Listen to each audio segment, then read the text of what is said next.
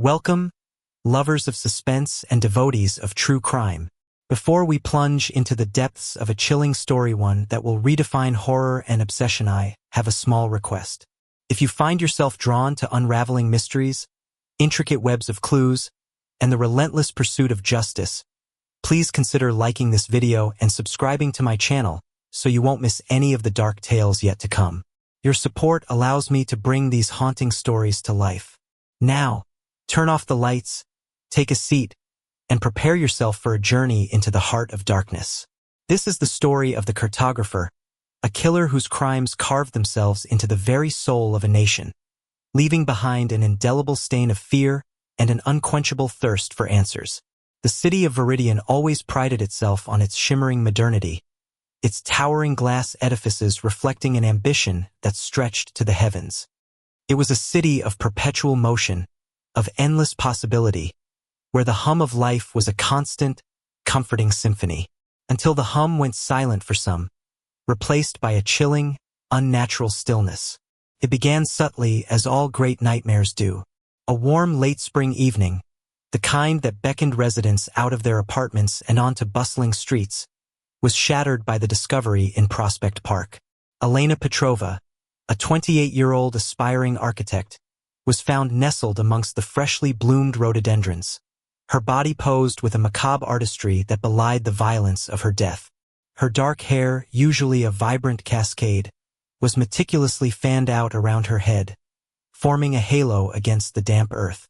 Her eyes, wide and vacant, stared up at the nascent stars, as if witnessing a final, terrible cosmic joke. There were no obvious signs of struggle, no torn clothes, no scattered possessions. Just a pristine, horrifying tableau. Detective Miles Corbin, a man whose weary eyes had seen too many such scenes, arrived with the sunrise, his trench coat a familiar silhouette against the encroaching police lights. The air was thick with the metallic tang of blood and the sweet, cloying scent of fear. He moved with a practiced economy of motion, his gaze sweeping over the crime scene, absorbing every detail. The uniform officers, most younger than him, fidgeted with an unspoken dread. This wasn't a gang hit, not a robbery gone wrong. This was something different. Victim identification? Corbin's voice was a gravelly murmur, cutting through the hushed reverence of the scene. Elena Petrova, sir. Lived downtown, solo, reported Officer Jenkins, a fresh-faced rookie whose enthusiasm was slowly being eroded by the grim realities of Viridian's underbelly. No forced entry at her apartment. No signs of struggle here either. Clean. Too clean, Corbin muttered, kneeling cautiously beside the body, careful not to disturb anything. His eyes narrowed on a detail the others had missed, or perhaps dismissed. Tucked into the curl of Elena's left hand, barely visible against the dark fabric of her sleeve, was a small, ornate object. It was a miniature compass, no larger than his thumb, crafted from aged brass, its needle frozen, pointing northeast. It looked antique, out of place, almost delicate. What's this? Corbin carefully used a gloved hand to retrieve it, placing it in an evidence bag. Jenkins leaned closer. A compass? She wasn't a hiker, far as we know. Corbin didn't respond, his mind already racing, sifting through databases of past cases, trying to find a parallel. He found none. This compass wasn't a calling card. It felt more like a signature, a personal flourish. He spent the next few hours poring over the scene, his gut churning with a familiar unease. The violence was precise, surgical, yet the posing of the body suggested a warped sense of aesthetics. This wasn't about rage. It was about control. The city's initial reaction was a shrug. Viridian, like any metropolis, had its share of tragedies.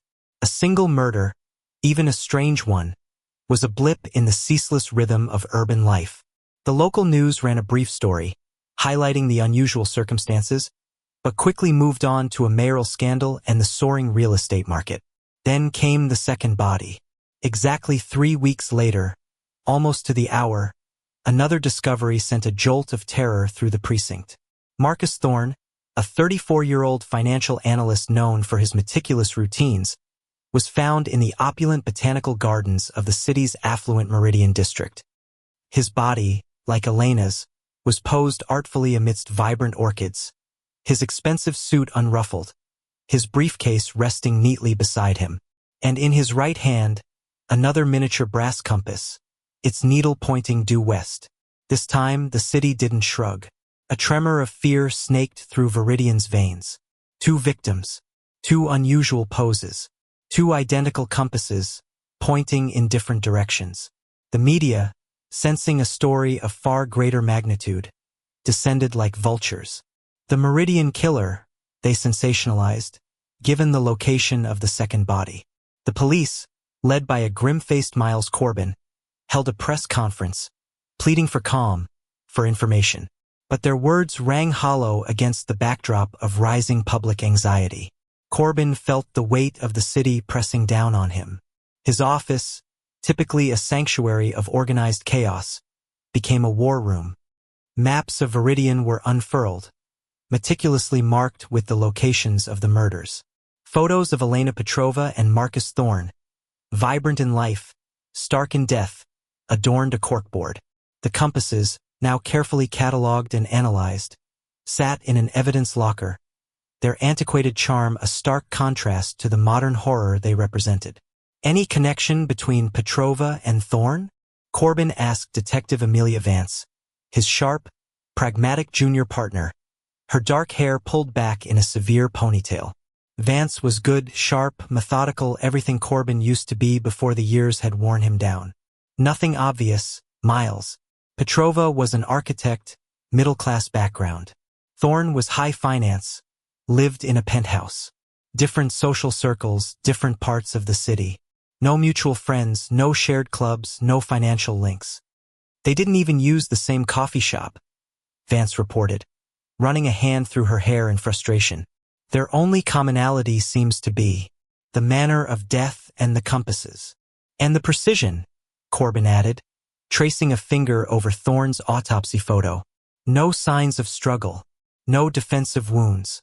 Clean. Means the killer is either incredibly strong, incredibly stealthy, or the victims were incapacitated before death, Vance deduced, echoing Corbin's own thoughts. Drugs? Talk screen came back clean for both, except for trace amounts of a common sedative, likely for sleep. So they were taken by surprise, or willingly went with their killer, then sedated, Corbin mused. But why?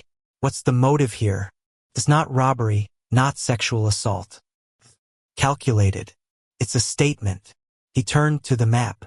Prospect Park, where Elena was found, was in the southeast quadrant of the city. The Meridian District Botanical Gardens, where Marcus was found, was in the west-central area. The compasses pointed northeast and west, respectively. Northeast, west. Corbin murmured, a new thought forming.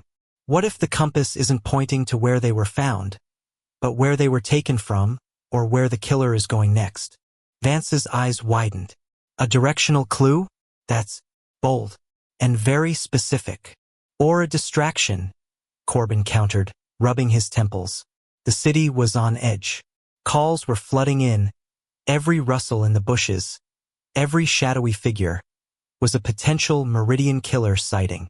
Fear was a powerful, distorting lens. Days bled into nights, fueled by stale coffee and the gnawing anxiety of a killer on the loose. The media frenzy intensified.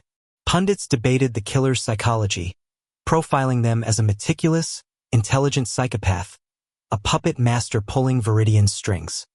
The mayor, facing re-election, put immense pressure on Chief Hayes, who in turn put it all on Corbin. Find him, Miles, before the city tears itself apart, Hayes had said, his voice laced with desperation. 3 weeks and 2 days after Thorne's murder, the city held its breath. The pattern was agonizingly clear, and as if on cue, the third discovery plunged Viridian into full-blown panic. This time, it wasn't a park or a garden. It was the observation deck of the city's iconic Celestial Tower, a tourist hotspot, usually bustling with life. Clara Hansen, a popular local barista known for her radiant smile, was found at dawn, perched on one of the viewing telescopes, as if gazing out at the waking city. Her body was arranged with the same chilling grace as the others, her hands clasped delicately around a third miniature brass compass. Its needle pointed south. The scene was pure theater. The celestial tower, a symbol of Viridian's aspirations, now a stage for its deepest fears. The city, which had once reflected ambition, now mirrored terror. Schools implemented staggered pickup times, businesses saw a drop in foot traffic, and the vibrant hum of life began to falter, replaced by an undercurrent of anxious whispers. Corbin stood on the observation deck, the wind whipping his trench coat, the vast expanse of Viridian spread out beneath him. He looked from Clara Hansen's serene, lifeless face to the shimmering labyrinth of streets and buildings below. Northeast, west, south. 3 points on a compass, 3 lives extinguished meticulously. "He's sending a message, Miles," Vance said, her voice strained, gazing at the compass in Clara's hand. "He's mapping something out for us. He's drawing a picture, and we're too blind to see it." Corbin didn't respond immediately. He closed his eyes, picturing the map in his office. He saw the locations: Prospect Park, southeast; Meridian Gardens, west central; Celestial Tower, central north. 3 distinct points, seemingly unconnected, yet linked by the killer's chilling signature. The compasses pointing northeast, west, south. Then, a sudden, almost imperceptible shift in his mind. He wasn't looking at the locations as isolated points, but as vertices in a geometric shape. And the compasses weren't pointing from or to a specific place.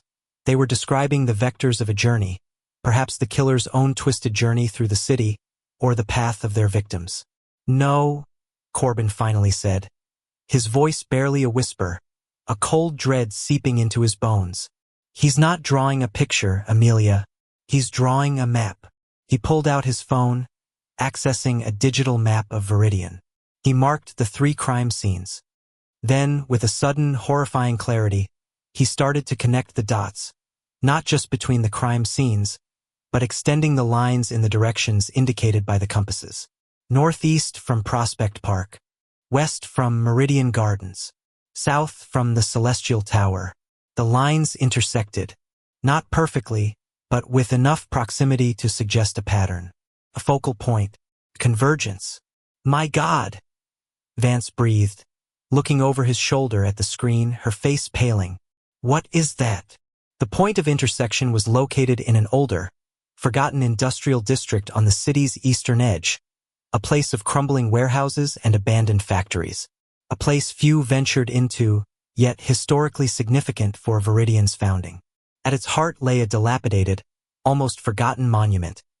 A large, stone compass rose embedded in the ground, a relic from the city's early days as a mercantile hub.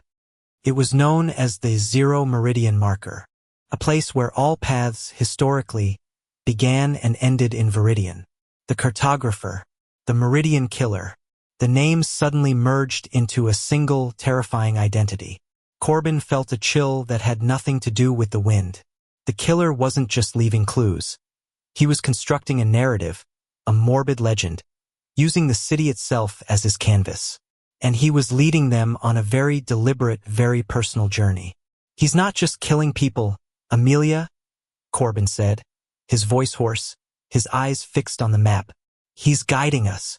He wants us to find something, or someone." The realization was a punch to the gut. The game had just changed. This wasn't a random serial killer. This was an intelligent, taunting predator, challenging them, pushing them, drawing them ever closer to his twisted objective. And Viridian, once a beacon of modernity, was now a labyrinth of fear, with a killer at its heart, holding the only map. The revelation at the Celestial Tower had ripped through Viridian like a seismic shock, leaving a jagged fissure of terror in its wake. But for Miles Corbin, it was a chilling, perverse enlightenment. The Zero Meridian Marker, a forgotten relic in the city's industrial underbelly, became the epicenter of a frantic, desperate investigation. Chief Hayes, his face etched with grim exhaustion, had signed off on every resource Corbin demanded. The old district, a labyrinth of decaying brick and shattered windows, was swarmed by police, a stark contrast to its decades of desolate silence. Corbin stood amidst the rubble and the swirling dust, watching forensic teams painstakingly comb over every square inch of the ancient compass rose embedded in the ground. It was massive, nearly 30 feet in diameter, its weathered stone once a proud symbol of Viridian's mercantile origins, now a grotesque shrine to its darkest fears. The air was thick with the scent of ozone and the unspoken dread of the officers, their flashlights piercing the gloom of the abandoned warehouses that loomed like skeletal sentinels. Anything? Corbin's voice was hoarse, his throat raw from too much coffee and too little sleep. He hadn't been home in 2 days, his apartment feeling like a distant, irrelevant memory. His estranged wife, Sarah, had left a few concerned messages on his voicemail, but he hadn't returned them. The cartographer had consumed him, body and soul. Amelia Vance, her usually pristine uniform smudged with dust, approached, a grim expression on her face. Nothing obvious, Miles. No signs of a lair, no fresh prints. It's like he just placed the clues and vanished into thin air. But the tech team found something subtle. She gestured to a corner of a crumbling warehouse, where a small, almost invisible crevice in the wall had been discovered. Hidden in there, wrapped in oilcloth, were these. She handed him a collection of items carefully bagged and tagged. Corbin's gloved hands trembled slightly as he examined them. There were brittle, aged photographs of Viridian from the late 19th century, depicting bustling docks and burgeoning factories, a city on the cusp of greatness. Beside them lay a series of bound journals, their leather covers cracked, their pages filled with elegant looping cursive. And most disturbingly, a small, intricately carved wooden box containing a set of antique surveying tools. A brass protractor, a plumb bob, and a tiny, exquisitely detailed sextant. No compasses this time, but the thematic link was undeniable. These journals, Vance said, her voice dropping. They're diaries from one of Viridian's founding families, the Blackwoods. Specifically, a Nathaniel Blackwood, a prominent land surveyor from the 1880s. He was instrumental in mapping out the original city grids.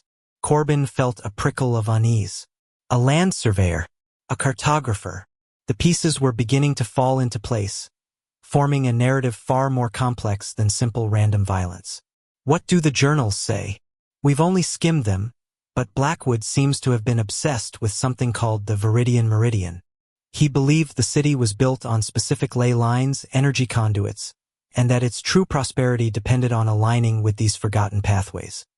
He also wrote about a hidden zero point in the city, a place of immense power that he believed was corrupted by subsequent development. Vance paused, a shiver running through her. He sounds a lot like our guy, doesn't he? Corbin nodded slowly, his gaze sweeping over the dilapidated district. The killer wasn't just mapping locations. They were tracing a lineage, a forgotten history, connecting themselves to the very foundation of the city. The victims weren't random.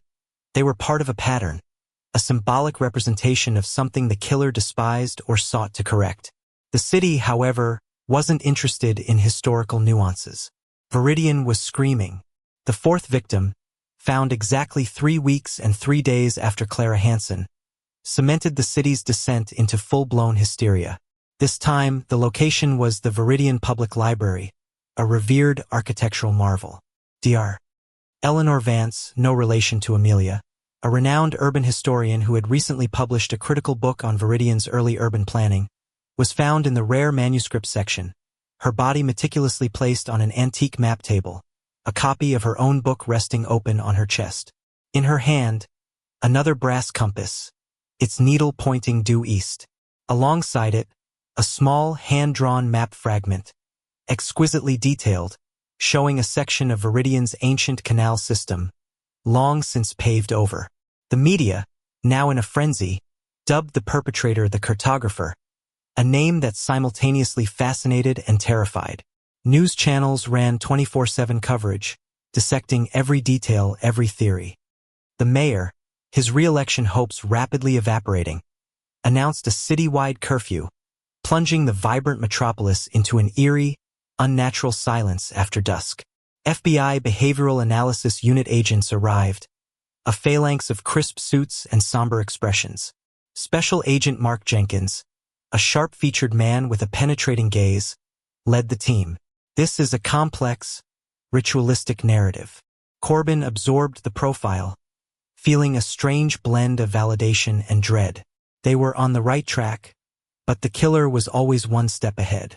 He, Vance, and a hastily assembled team of historical experts, cartographers, and cryptographers pored over Blackwood's journals and the newly discovered map fragment. The canal system, Vance mused, tracing the lines on the fragment. It was rerouted, then filled in completely during the Great Urban Renewal Project of the 1960s. Many historical buildings were demolished to make way for new developments. Dr. Vance's book was very critical of that period, arguing it erased Viridian's true heritage. Corbin's eyes lit up. That's it. The link. The victims aren't random. They're symbolic. Elena Petrova, an architect, perhaps a symbol of modern development. Marcus Thorne, financed the money that fueled the corruption. Clara Hansen, a popular local face, the innocent public who forgot their history. And now Dr. Vance, the historian who knew the history, but perhaps, in the killer's mind, didn't do enough or framed it wrong. The theory, though chilling, provided a focus. The cartographer wasn't just killing. They were making a profound, twisted statement about Viridian's soul. They were judging the city. Then came the direct communication. A small, antique-style envelope arrived at the precinct, hand-delivered by an anonymous courier who vanished into the night. Inside was a single, elegantly calligraphed parchment. No fingerprints, no discernible scent, just words. Where the sun once kissed the water, and the merchant's cry found echo, there lies a truth beneath the concrete, a spirit yet to wake. Follow the ghost of the flow, to where the broken promise grows. Below the poetic verse was a meticulously drawn cipher, a series of symbols and numbers that looked like an archaic form of latitude and longitude. Corbin felt a surge of adrenaline. He's talking to us, taunting us, and giving us a riddle, Vance added, already taking a photo of the message to send to their cryptographers. Corbin, however, didn't wait. He looked at the historical maps of Viridian, specifically the old canal system that Dr. Vance had researched. Where the sun once kissed the water. The merchant's cry. He envisioned the old canals, vibrant with activity. The broken promise grows. He pointed to a spot on the map, an area that was now a massive, bustling public square, Unity Plaza, built directly over the filled-in canals. Unity Plaza was supposed to unify the city, but it erased its past. That's the broken promise. The cryptographers later confirmed his intuition. The cipher, once decoded, pointed directly to a specific statue in Unity Plaza, a bronze figure of a nameless merchant from Viridian's founding era. They converged on Unity Plaza under the cloak of a pre-dawn raid. The plaza, usually teeming with life, was deserted, eerie under the glow of police floodlights. They found no killer, but they found evidence. Hidden beneath a loose cobblestone near the merchant statue was a small, waterproof cache. Inside lay more journals, another antique compass, its needle pointing northwest, and a terrifying collection of artifacts. Meticulously researched dossiers on each of the 4 victims, along with potential future targets. Among these was a detailed, almost artistic, anatomical drawing of a human heart, pierced by a compass needle. Most disturbing of all was a small, well-equipped workshop in the back of an abandoned butcher shop nearby. It was meticulously clean, stocked with antique paper, various inks, precision tools, and a small, state-of-the-art 3D printer capable of fabricating the brass compasses. The faint scent of metallic dust still hung in the air, suggesting recent activity. The cartographer had been there, probably watching them, orchestrating their every move. "He's playing with us, Miles," Vance said, her voice tight with anger and frustration, gazing at the deserted workshop. "He wants us to find these things. He's enjoying the chase." Corbin's face was grim. "He's not just playing Amelia. He's guiding us. He's telling us a story, his version of Viridian's history." and we are the main characters in his twisted drama. The pressure mounted. Chief Hayes, facing immense political heat, issued Corbin a formal reprimand for his unorthodox methods and for a minor procedural error made during the chaotic search of Unity Plaza. He was temporarily suspended, a move intended to placate the public and the mayor, but one that only fueled Corbin's obsession. "You're off the case, Miles," Hayes had said, his voice softer, laced with regret. "Go home. Get some sleep." But Corbin couldn't go home. He couldn't sleep. The cartographer had taken root in his mind, a thorny, insidious vine. He knew the killer's mind better than anyone. He stayed on the periphery, a shadow, feeding information to Vance, who, despite the official rules, valued his insight. Their partnership, forged in the crucible of escalating terror, was stronger than ever. The city held its breath. The cartographer's pattern of 3-week intervals was becoming a grim countdown. 3 weeks had passed since Dr. Vance's murder. The police were everywhere, but the killer still moved like a phantom. Corbin, alone in his cluttered, unofficial workspace, a back room in a sympathetic retired librarian's house, filled with Viridian's historical archives, stared at the sprawling map. Prospect Park, northeast; Meridian Gardens, west; Celestial Tower, south; Public Library, east. For distinct points, for compasses pointing in different directions. And now, the journal entries, the map fragments of the old canals, the references to ley lines and forgotten promises.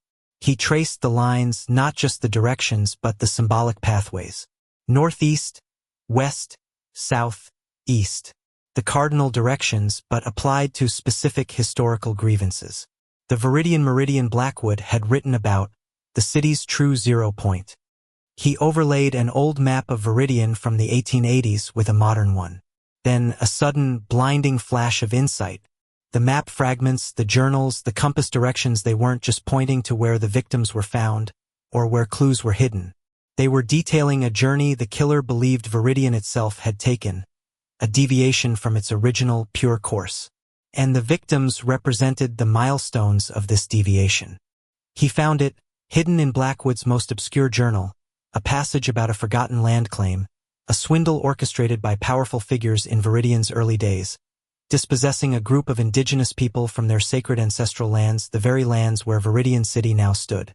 The land was then quickly developed, its history buried. "The broken promise," Corbin whispered, the phrase from the killer's message echoing in his ears. It wasn't about a canal. It was about the very land the city stood upon. And the 0 point, the Viridian Meridian, was not just a historical marker. It was the symbolic heart of this injustice. He looked at the current map of Viridian, at the gleaming, modern skyscrapers. The stolen land was now the site of the city's most prestigious development, the Founders Quarter, home to the most influential families and corporations, and at its heart stood the city's largest and oldest monument, the Founders Arch, erected to celebrate Viridian's establishment, but in reality, a monument to a forgotten crime. The cartographer wasn't just exposing secrets. He was seeking retribution. And he was building towards a grand, horrific finale. Corbin's blood ran cold as he connected the dots. The compass directions, when laid out on Blackwood's original, untainted map of Viridian, led to one place: the Founders Arch. And the next victim, or rather, the next act, would be there. And it wouldn't just be a single life. It would be a catastrophic statement. The true motive had finally emerged, chilling in its clarity. The cartographer was not merely punishing the city for its forgetting. They were going to raise its false idols, to tear down the monuments of its stolen prosperity. The countdown wasn't just to another murder. It was to an act that would shatter Viridian to its core. The revelation of the cartographer's true motive hit Corbin like a physical blow. The Founders Quarter, the gleaming heart of Viridian's prosperity, built upon a forgotten systemic injustice, was the target. The Founders Arch, a monolithic symbol of the city's pride, stood poised to become the stage for the cartographer's grand, destructive finale. It wasn't just about exposing a historical wrong. It was about tearing down the very edifice of that wrong. Corbin, now operating entirely off the grid but in constant, clandestine communication with Vance, rushed to the precinct. His suspension meant nothing now. "He's going for the Founder's Arch, Amelia," he announced, striding into her makeshift war room, scattering maps and case files with a furious gesture. It's the apex of his map, the symbol of the stolen land. He's not just killing individuals. He's dismantling the city's narrative piece by piece, and the Arch is the final, most prominent lie. Vance, her face pale but resolute, listened intently as Corbin laid out his theory, connecting Blackwood's journals, the ley lines, the victim profiles, and the compass directions into a horrifyingly coherent narrative. He wants to bring down the Arch, Miles? Or something worse. He wants to expose the city's original sin in the most public, cataclysmic way possible. Corbin responded, his voice raspy with urgency. The victims were the meridians of his truth. The Arch is the 0 point of Viridian's historical corruption.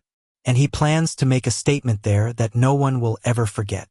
Their breakthrough didn't come from another cryptic message, but from a meticulous cross-referencing of every artifact found in the cartographer's previous caches.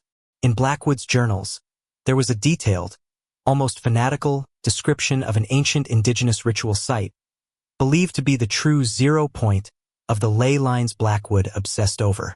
This site, according to historical records, was directly underneath where the Founder's Arch was later built. Blackwood had even sketched rough diagrams of the Arch's foundational structure, noting its deep, expansive underground chambers, now forgotten public utility tunnels, and unused historical vaults which connected to this ancient site. The killer's identity, too, began to crystallize. Dr. Eleanor Vance's original research, which she had published in her controversial book, pointed a finger not only at the Great Urban Renewal Project but also at the descendants of the original founding families who had benefited most from the land acquisition. One name consistently appeared as a key figure in both the historical land deal and the urban renewal project. Alexander Thorne, the patriarch of the Thorne family, the very family of Marcus Thorne, the second victim. Marcus, the financial analyst, was a descendant. Vance had a sudden, terrible thought. Miles, what if the killer isn't just someone exposing the truth, but someone avenging it? Someone with a direct lineage to the wronged party. They focused their search on descendants of the indigenous group who had lost their land, and also on the small, niche community of local historians and urban archaeologists who fiercely guarded Viridian's forgotten past. One name, almost dismissed as an eccentric academic, surged to the forefront. Dr. Silas Blackwood, a reclusive, brilliant, but profoundly embittered historian and a direct, albeit distant, descendant of Nathaniel Blackwood.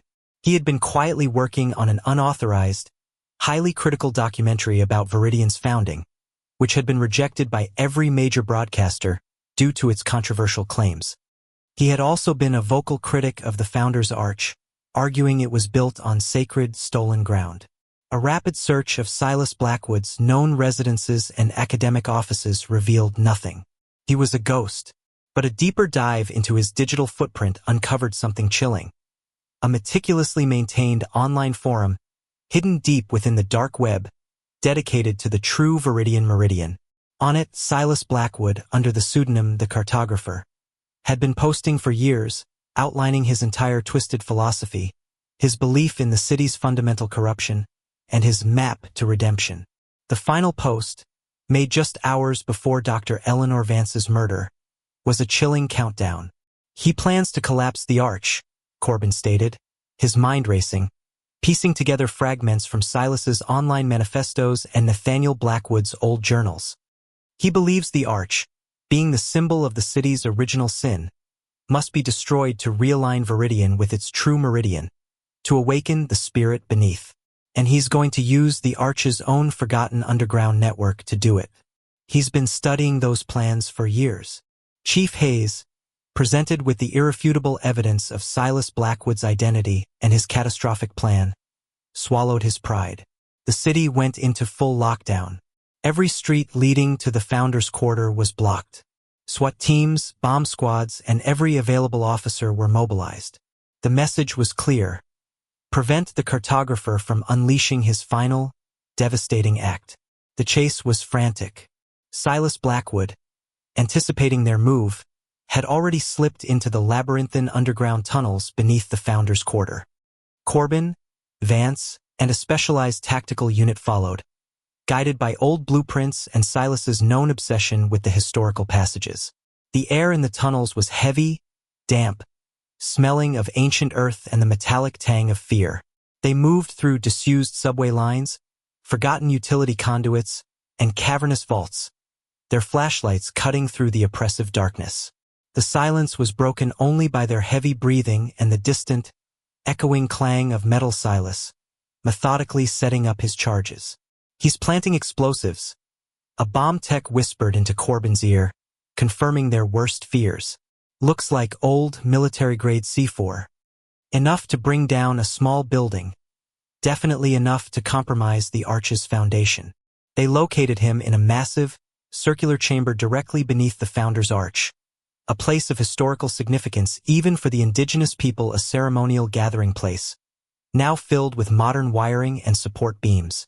Silas Blackwood, a lean figure in a dark work suit, was calmly attaching wires to a series of explosive devices strapped to the arch's central support columns. He looked up as they entered, his eyes gleaming with a chilling, self-righteous light. "Welcome, detectives," Silas said, his voice calm, almost serene, echoing in the chamber. "You're just in time for Viridian's true awakening.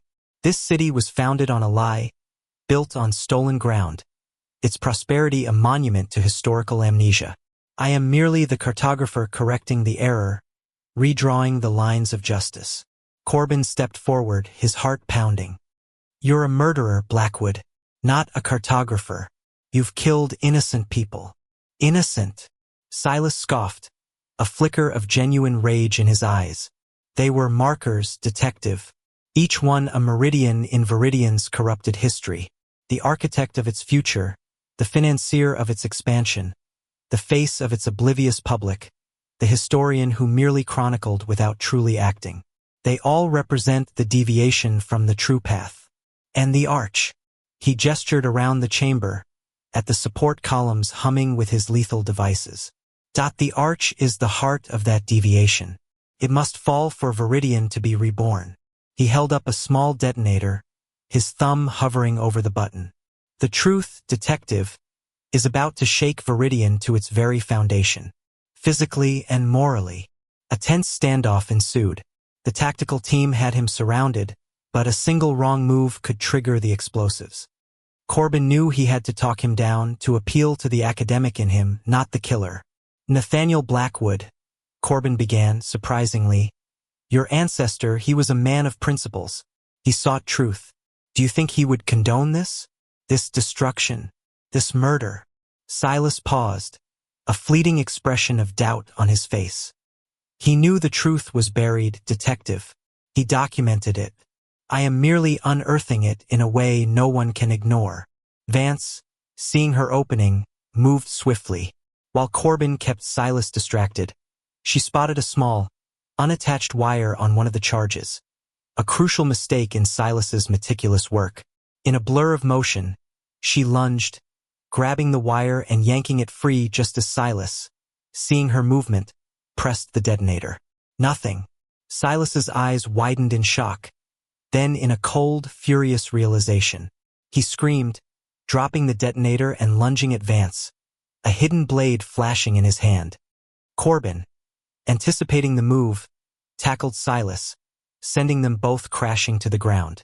A brutal struggle ensued, Corbin's years of street fighting experience pitted against Silas's frenzied, desperate strength. The fight was short but vicious. Corbin, despite his age and exhaustion, managed to disarm Silas, pinning him against a support column.